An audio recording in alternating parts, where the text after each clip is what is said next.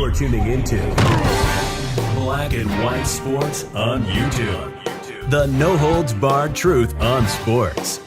The main event starts now. All right, Black and White Sports. We're going to talk about Baker Mayfield, and if you're a Buccaneers fan, this is the news you have been waiting on. So many videos, so much coverage, so many rumors about, well, basically every team we cover on this channel was potentially in on Baker Mayfield or would have been. And I did a video yesterday where Jason Light and the Buccaneers had made a decision that they were going to let Baker Mayfield just test the NFL free agent market. And I was like, well, that's not a great idea, because the moment legal tampering starts, he's liable to have another team 10 minutes later.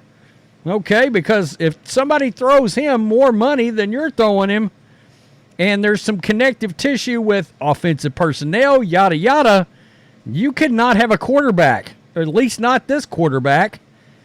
But if you're a Buccaneers fan, my original prediction, my gut feeling was he was coming back to the Buccaneers, and Baker Mayfield is coming back to the Buccaneers. I love this. I really do. I'm a big Baker guy. I'm a big Baker fan. I love this comeback story. I always will contend the Cleveland Browns made a horrible decision moving off of Baker Mayfield for Deshaun Watson. But here we are. The comeback story, the comeback kid, it's paid off. Jeremy Fowler source, the Bucs and Baker Mayfield are closing in on a 3-year deal for $100 million in total, $50 million guaranteed, and a max of $115 million. Baker Mayfield confirmed the 3-year deal, quote, "I wanted a chance to come back." Mayfield said, "I love Coach Bowles and the staff. I'm happy to be here, and I want to win more in the postseason." And that is a quote. I love it. I really do. Mayfield joined the Bucs last year after splitting the 2022 season between the Panthers and the Rams, and he had his best season since 2020 while leading the Bucs to a division title and a playoff win. He'll get a chance to build on that along with wide receiver Mike Evans, who signed a new 2-year deal with the team earlier this week. The Bucs used the franchise tag on safety Antoine Winfield Jr. So all 3 of the team's top impending free agents will remain in the fold. And again, you're talking about a quarterback that essentially Cleveland gave up on. And all he did was go out there with the Buccaneers last year. I think he finished 3rd in Comeback Player of the Year voting. Really should have either been 2nd or won it. I understand the case for Joe Flacco, not the case for DeMar Hamlin, sorry.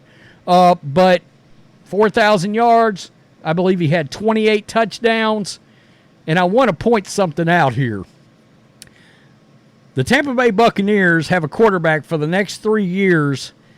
Cleveland gave Deshaun Watson, I believe it's 5 years, $230 fully guaranteed. Baker Mayfield just got 3 years, $115.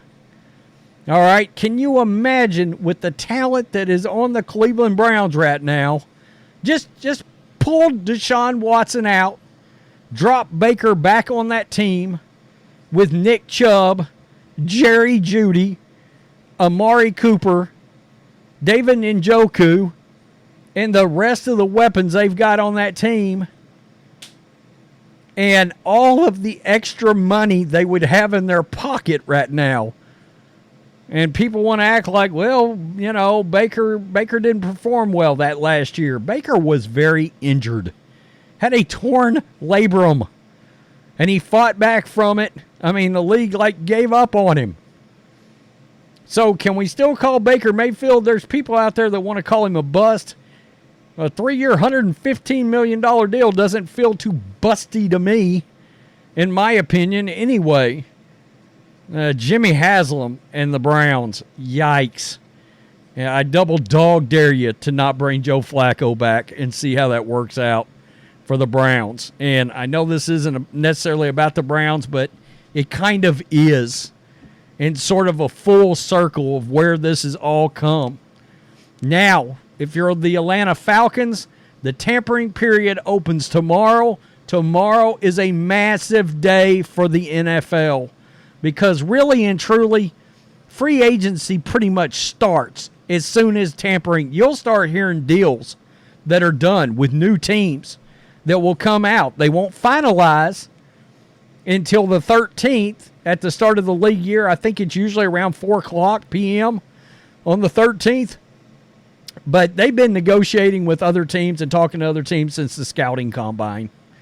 So you will start hearing things. This was one of the big ones. Now he's off the look. No Falcons, no Vikings. Vikings no longer have a Kirk Cousins backup plan. There was still some rumblings and some smoke around the Patriots and Baker Mayfield. He's off the list now. If you're the Patriots, if you're the Falcons and Baker was your backup plan to Kirk Cousins, he's gone. So that was the other thing. The big domino with Baker was that in part he was tied to Kirk Cousins. All right, Kirk Cousins was 1, Baker was 2, and if the Vikings lost Kirk Cousins, then all of a sudden the Kevin O'Connell connectivity with Baker comes into play. I mean, he's not going to be available now. So now with the Vikings, look to try to work a little harder on bringing Kirk Cousins back. Or will the Falcons now, and there's word they're ready to knock Kirk Cousins' socks off with a contract. And if that happens, good luck, Vikings. I mean, they're talking some Zach Wilson, some Sam Darnold. There was rumblings about Mac Jones maybe getting traded to the Vikings. No, not now. I mean, Mac Jones is a Jaguar. So this is going to start a domino effect. Russell Wilson, I think, eventually ends up with the Steelers. Man, it's about to get extremely, extremely interesting and exciting in the NFL. This is, in my opinion, this is the best time of the year because there's so much movement, and now quarterbacks absolutely change teams. And it makes the offseason really interesting because then next year you get all the drama of whether or not it's going to work out. Make sure you hit subscribe. Tell me what you think. Baker's back with the Bucs. I love it. I love it. I can't wait for the season to start. Peace. I'm out. Till next time. Thanks for watching the show. Be sure to like, comment, and subscribe. Be sure to tune in next time on Black and White Sports.